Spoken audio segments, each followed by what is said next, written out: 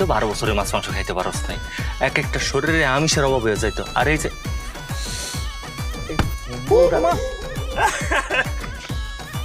এই বোম্বল দাসের শরীরটা এমন মুটকা থাকতো না, শুকাইয়া পাটকাটি হয়ে যেত।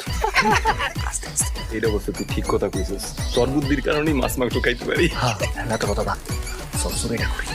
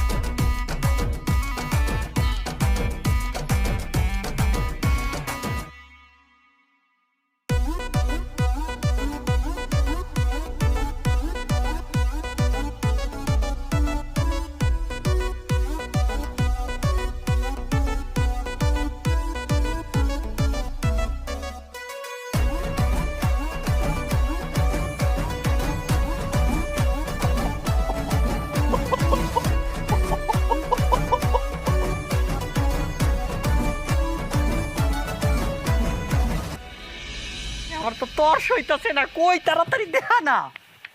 খারা, ধৈর্য ধর, একটু সময় লাগবে। আইতাছে আইতাছে না রে, এই যে কষ্টটা কি একদম প্রসেস করে নিয়ে চলে আইছস, কঠিন।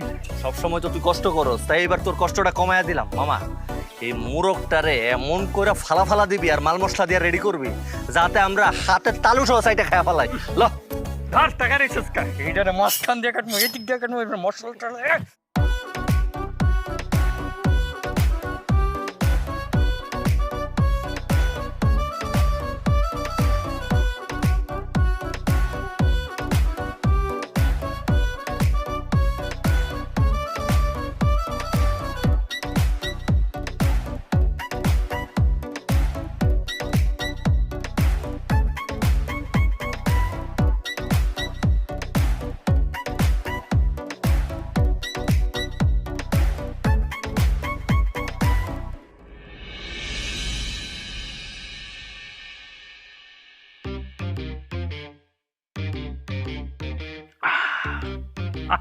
সেই স্বাদ।